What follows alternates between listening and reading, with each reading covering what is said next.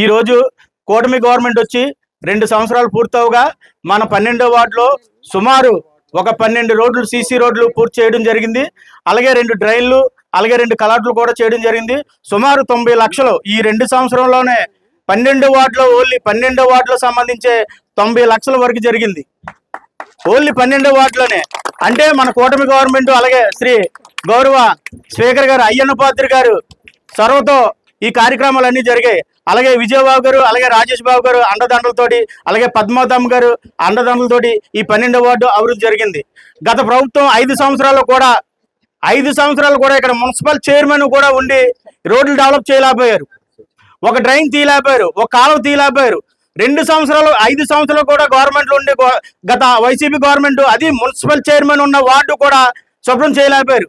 మన గవర్నమెంట్ వచ్చిన తర్వాత, మన తెలుగుదేశం గవర్నమెంట్ వచ్చిన తర్వాత గౌరవ శ్రీ అయ్యన్న పాత్రి గారు స్పీకర్ అయిన తర్వాత 90 లక్షల గ్రాండ్ మన 12వ వార్డుగా తెచ్చి అభివృద్ధి చేయడం జరిగింది.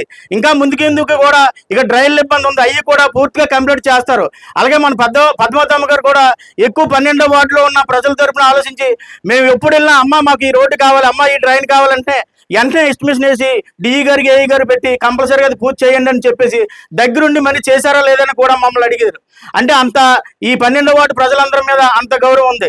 కాకపోతే 12వ వార్డు ప్రజలందరూ గత 10 సంవత్సరాలు కూడా వైసీపీ గవర్నమెంట్ ఇక్కడ గెలిపించారు. అయినా అలాంటి ఇబ్బందులు ఏం పెట్టుకోలేదు.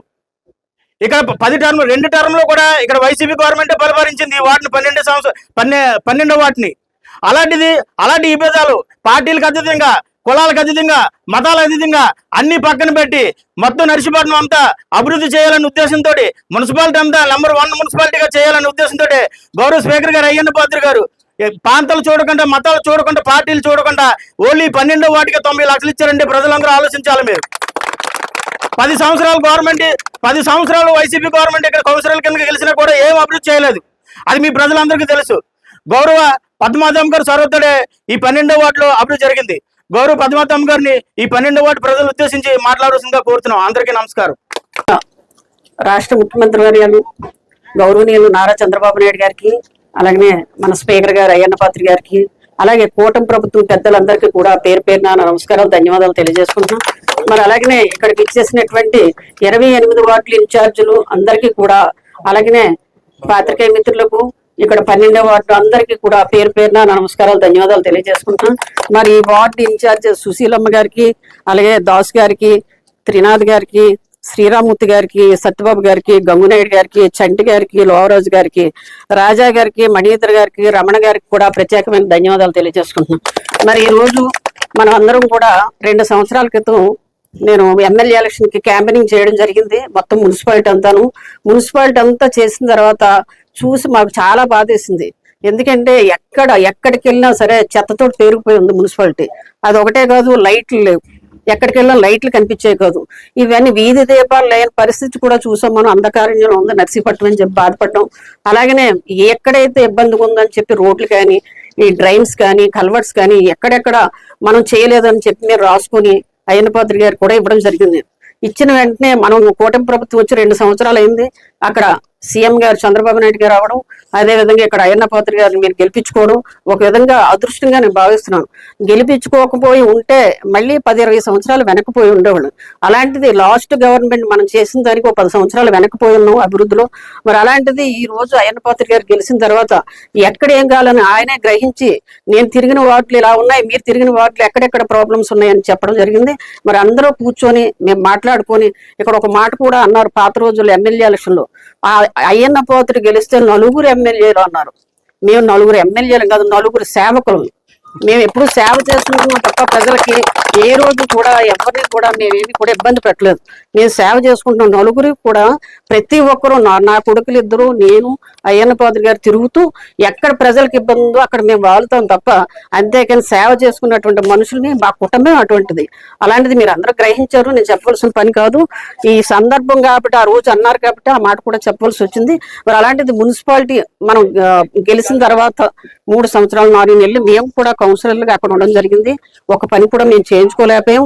వెంటనే అయ్యన్న పాత్రి గారు గెలిచిన వెంటనే వెంటనే 29 రోజుల్లో 4,11,00,000 VMRD అని తెచ్చి 28 వార్డులు కూడా ఏమైనా రోడ్లు కానీ ఏమైనా అవసరం ఉంటే ఇవ్వండి అని కూడా చెప్పడం జరిగింది.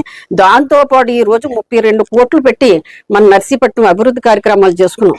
అది ఒకటే కాదు, మనం ఇంచుమించుగా 242 కోట్లతో అభివృద్ధి చేసుకున్నాం మన నర్సీపట్నం 2 సంవత్సరాలకు. నేను చెప్పేది ఆ 2 సంవత్సరాలు 185 కోట్లు ఇంటింటి కొళాయి త్రాగునీరు గురించి అని కూడా 185 కోట్లు తేవడం జరిగింది.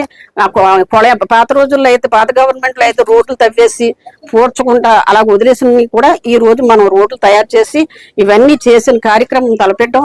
ఈ రోజు 189 రోడ్లు మన నర్సీపట్నం మున్సిపాలిటీలో ఓపెన్ చేసుకుంటాం. వారం రోజులు పెట్టి మేము తిరుగుతున్నాం.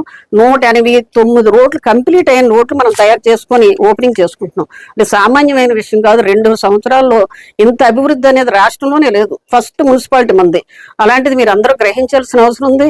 మనం వచ్చేసరికి లైట్లు లేవు, అసలు మెయిన్ రోడ్లోనే లైట్లు లేని టైంలో 1075 లైట్లు మనం వచ్చిన తర్వాత, మన గవర్నమెంట్ వచ్చిన తర్వాత అయ్యన్నపాత్రి గారు 1075 లైట్లు రిపేర్ చేయించి 700 లైట్లు కొత్త లైట్లు వేశారు.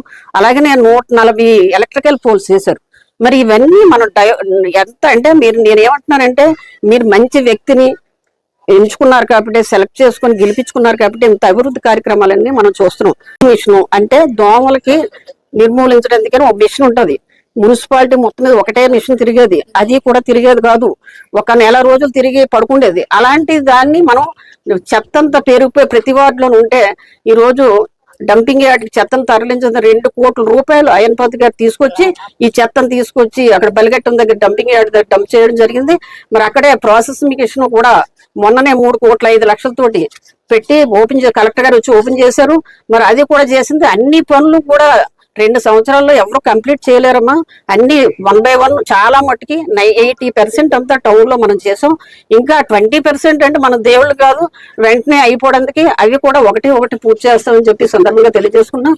మరి ఇటువంటి కానీ ఇవన్నీ కూడా 189 పనులు మనం చేసుకున్నాం ఈ మన మున్సిపాలిటీలో. నేను గర్వంగా చెప్పుకోగలుగుతున్నాను. 2 సంవత్సరాలు ఇన్ని పనులు చేసుకొని కూడా మనం అభివృద్ధి చేసుకున్న సంక్షేమం గురించి నేను ఎక్కడ అనలేదు. తల్లికి వందనం, అలాగే పెన్షన్ కూడా ఇవ్వడం జరిగింది.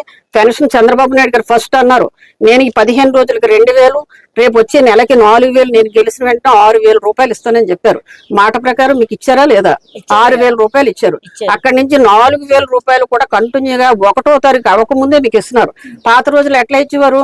250 అలా పెంచుకుంటూ పోయి 5 సంవత్సరాలకి 3,000 రూపాయలు ఇచ్చారు. కానీ చంద్రబాబు నాయుడు అలాగే మాట ఇచ్చిన తర్వాత మాట తప్పకుండా ఇవ్వడం జరిగింది. 4,000 రూపాయలు కూడా ఇవ్వడం జరుగుతుంది. సిలిండర్ గురించి చెప్పారు, 4 నెలలకు ఒక సిలిండర్ అన్నారు, ఆ విధంగానే వచ్చింది. మరి ఇవన్నీ రైతాంగానికి 20,000 అన్నారు, అవి కూడా వస్తున్నాయి. మీరు ఇవన్నీ కూడా గ్రహించాల్సిన అవసరం ఉంది. ఎవరైనా సరే మీరు, ఇది ఓట్ల టైం కాదు, ఎలక్షన్ టైం కాదు, విజన్ ఉన్న నాయకుడిని ఎన్నుకుంటే ఫలితాలు ఎలా ఉంటాయని మీకు తెలియజేయడం. ఇన్ని సంవత్సరాలు లేని అభివృద్ధి ఈ రోజు మీరు గుడ్డపిల్లో చూసారంటే అర్థం చేసుకోండి. మీ ఓటు మీ చేతిలో ఉంటది, ఎవరిని ఎన్నుకోవాలి మీ ఇష్టం. కానీ విజన్ ఉన్న నాయకుడిని ఎన్నుకుంటే ఫలితాలు ఎలా ఉంటాయని చెప్పడానికి నేను రావడం జరిగింది. దయచేసి మీరు అందరూ గ్రహించాలి. ఎక్కడైనా ఏమన్నా పనులు ఉంటే మీరు అక్కడ సచివాలయం జరిగి మీ నాయకుల దగ్గరికి వెళ్ళి ఎస్టిమేషన్ వేసి ఇవ్వండి, తప్పనిసరిగా చేస్తామని చెప్పి సందర్భంగా తెలియజేసుకుంటూ, మున్సిపాలిటీ గురించి గ్రేడ్ తరుణ్లో ఉండేది, గ్రేడ్ తరుణ్లో ఉంది ఇప్పటి వరకు మున్సిపాలిటీ. ఇప్పటి వరకు అంటే మొన్నటి వరకు ఉంటే, మరి అప్పుడు ఉన్నటువంటి వీరందరూ, అప్పుడు చైర్మన్ గారు అవ్వచ్చు, కౌన్సిలర్లు అవ్వచ్చు, వైఎస్ఆర్సీపీ సభ్యులందరూ కూడా తీర్మానం చేయమంటే మాకు అవసరం లేదు గ్రేడ్ 1 అని చెప్పేసి ఒక లెటర్ రాసి మేము ఒప్పుకోమని చెప్పి తీర్మానం చేయడం మానేశారు ఆ రోజు. ఎందుకు ఈ మాట చెప్తున్నానంటే, అది మళ్ళీ అయ్యన్నపాత్రి గారు గ్రేడ్ 1 తీసుకొచ్చి మొన్నే జీవో తేవడం జరిగింది. మన నర్సీపట్నం గ్రేడ్ 1 మున్సిపాలిటీగా ఈ రోజు ఉంది. గ్రేడ్ 1 మున్సిపాలిటీకి థర్డ్ గ్రేడ్ అనేది తేడా ఏంటంటే, ఇప్పుడు వరకు కూడా మున్సిపాలిటీ నిధులు తక్కువ ఉంటాయి, ఆ నిధులతో ఎక్కువ డెవలప్మెంట్ చేసుకోలేము.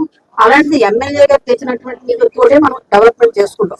కానీ రేపు గ్రేడ్ 1 అంటే రేపు సెంట్రల్ గవర్నమెంట్ నుంచి కానీ స్టేట్ గవర్నమెంట్ నుంచి కానీ ఎక్కువ నిధులు తెచ్చుకొని మా అండర్ గ్రౌండ్ ట్రైన్ కానీ ఇవన్నీ కూడా మనం చేసుకోవడానికి అవకాశం ఉంటుంది. అలాగనే సిబ్బందిని వేసుకోవచ్చు, రకరకాలుగా మనం డెవలప్ చేసుకోవడానికి అవకాశం ఉంది. ఈ సందర్భంగా ఆ ఒక్క విషయం మీకు చెప్పాలని చెప్పాను. Thank you.